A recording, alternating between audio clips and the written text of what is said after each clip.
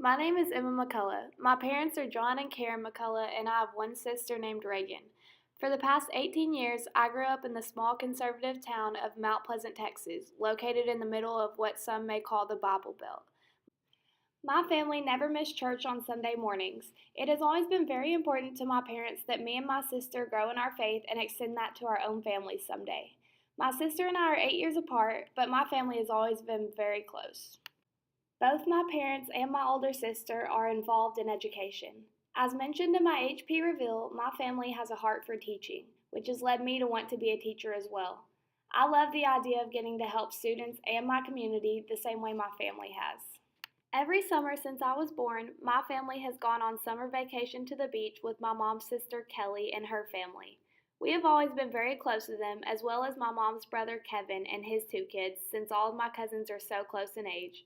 My mom's side is where we celebrate every holiday because we all live in or around Mount Pleasant.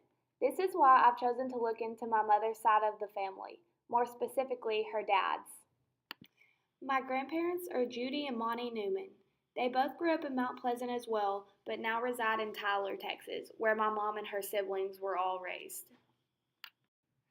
My grandpa's parents are Willie D. and Coralie Newman, who were also born in Mount Pleasant, Texas. My great grandmother is 94. We attend Thanksgiving and Christmas breakfast at her house every year, and she lives on the same land as our family's cabin, so I see her often. Willie D. Newman was born in 1919 to Lee Anderson Newman and Lucy Marion Sparks. Because my great grandfather died so early, there isn't too many details about his family.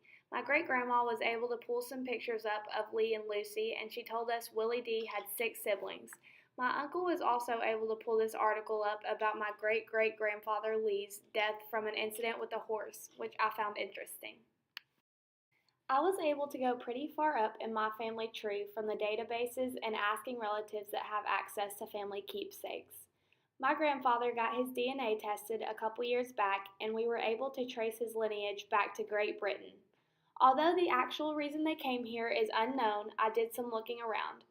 Thomas Newman I was born in England in 1620.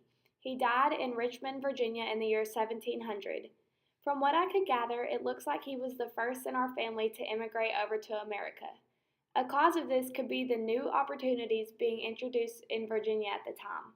According to immigration.info, immigration was common during the late 1600s because England was giving the people who would go 50 acres each to colonize.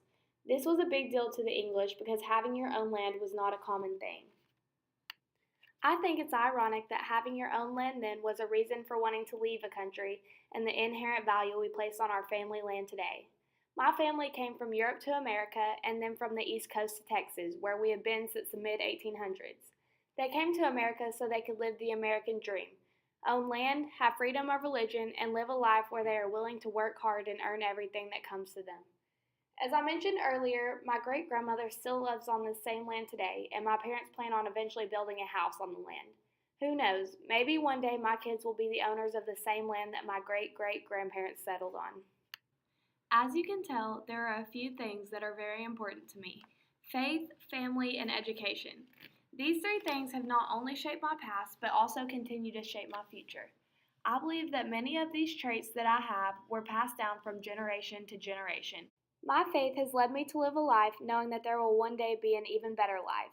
My family has instilled the core values and work ethics that guide most of my decisions today, and my love for education has led me to know that I may be able to instill some of these values and beliefs in future generations.